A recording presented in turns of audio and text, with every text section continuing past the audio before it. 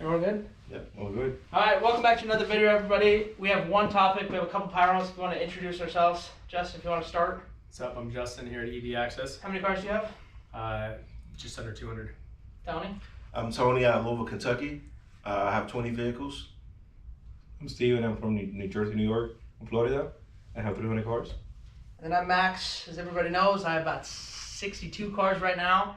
And the topic I want to talk about is the new PowerHouse requirements to become a PowerHouse. First off, before I start talking about it, who's going to make PowerHouse here? Raise your hand. I'm barely making it right now. You're going to make it. Barely. You're gonna make it.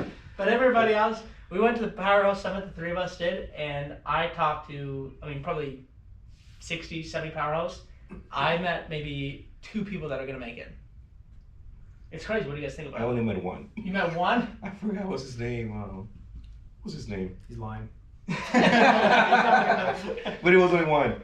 It's crazy. Well, initially, when they kind of pre-released information, or when we heard about it, as like 85% of rated trips. So instead of it being 90, it's 85, which was more doable. Yeah. But then it was 85% of On all all trips, yep. which is crazy. I mean, I don't even know if that's the hardest one, but now that they brought the maintenance and cleaning, the whole thing together is just. I think the craziest part to me, and apparently I didn't go to the PowerHouse event, by the way, but guys, they apparently didn't deter from the fact that they knew exactly what they were doing.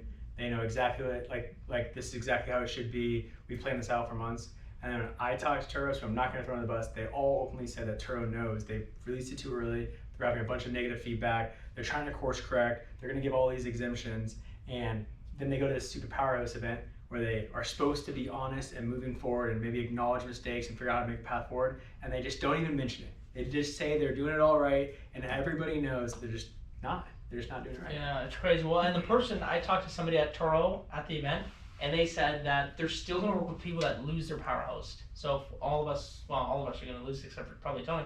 When we lose it, the power host rep that we had before is still going to work with us. So essentially, like I thought all these power host reps were going to lose their jobs because all the power hosts were gone. Yep, That's so true. No. No, they are. I know, that's what I thought too, but that's what they have to tell their. What else are they going to tell them? Oh, by the way, when we lose all these power hosts, 90% of you are gone. No, they know exactly. Even the person I talked to, they know.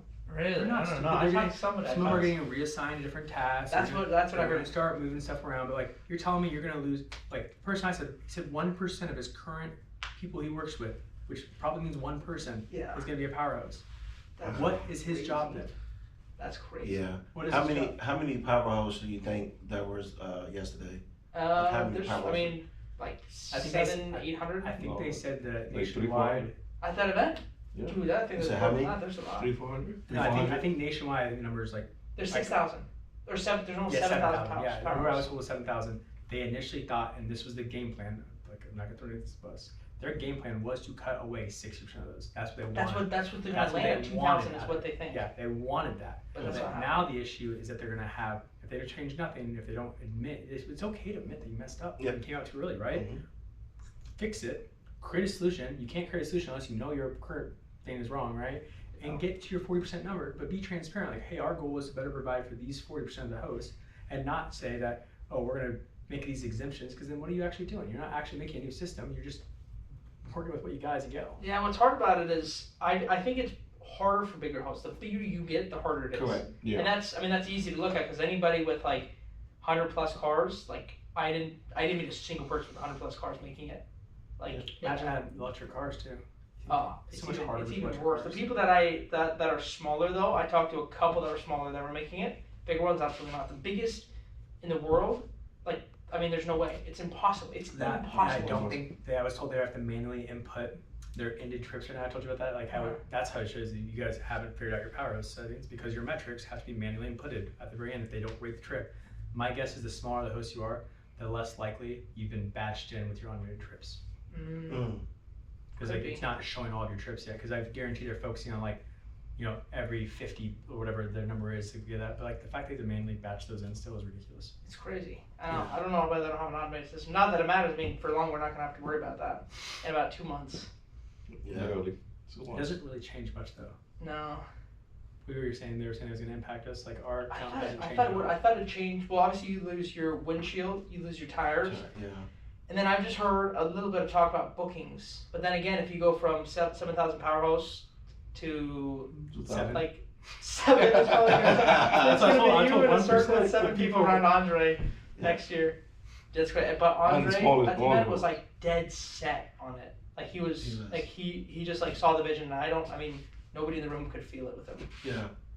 That's because it's just a disconnect. Yeah, completely. And I don't understand how they keep thinking that people who don't leave a review is because of a negative experience. That's not true. I know. Like I have a lot of customers, repeat customers, who book with me again, and they may not leave a review because they just forgot. And there's another person I talked to, and I told you guys about that, and I won't say his name either. He was saying that like they were asking for advice on like what they should do, like what's a better way to force a review, and I gave a simple suggestion: if they click the checkout button, Correct. or in the last 24 hours, force the review, because the review, if you're gonna make it as important as that is for They us. said they're going to do that. At the PowerHouse event? Yeah, they said they're going to implement Dude, that. they need to name that. I need a copyright. Yeah. Justin's idea. Yeah. Yeah, I know. He literally, I was talking to him, and he's like, "I'm gonna send that to the Slack channel right now. That's a great You idea." should send that How- message right now. No, and I was like, how has nobody at a company that big took the time to understand? Do they not rent their own cars? Do they not have hosts that actually give honest feedback? Yeah. Well, it's crazy because I mean, the Andre, the CEO, and like a lot of the PowerHouse reps, they're But they're not- hosts. Yeah, but it's, They're hosts. they're not experiencing the same thing we're experiencing, because they have No. a problem. They can say, "Hey, Julie, this is my problem." If Andre has a fucking excuse my language, if he has a claim, he's like, "Oh, I got paid out in full to my full vehicle loan. Wow. How I don't have to do What any are the costs. odds? I don't have to do any. What are the odds? You know?" So of course he's having no issues, because they know who to talk to. We don't know who to talk to. When we think we're talking to the right person, they just And they say, They They I'll use a follow, messenger. I'll follow up Yeah. with them in 48 hours. yeah. I'll follow up with them in 48 hours. We have a car that's listed as a Tesla Model S Plaid. 3 years ago, we told them it wasn't a Plaid, and they've still not changed it. Hmm. They've still not changed it. And then we had to put a little note in there, like, "Do you guys have your details not Plaid?" Like, we can't change the details of the car. Like, we just don't, like, we have to escalate this. And nobody in their company has But how don't they have like VIN readers? Like VIN can tell what the trim is, can it? Well, they have that little, like, what do they call it? Every year when you add a new, like, it's January, and it's 2025, like, "Oh, we haven't uploaded our VIN list yet." And ready to get that error all the time. I had a similar situation. I bought a slingshot. It was a 2022 slingshot. When I got it, it was so new that when I tried to upload it, I couldn't put it in. They had And to they manually had to list it. manually That's- do it. Our Model S would get manually But it in was the 2022? previous year though. So family, after like months and months, they was able to correct the year. But it was basically like it wasn't the right Yeah. year. They used to happen to me often, especially when I was buying new cars. Yeah. Yeah, you have to like put an older year in order to put it live. Yep. Yep. Then they will And update it The afterwards. Turo had manually listed later, but that's what happened with this car. I It never was a heard brand new about Model this. S, Mhm. and we had to have it manually listed, and the employee did it wrong. We told them right away, and I was like, "Oh, let's get corrected at some point."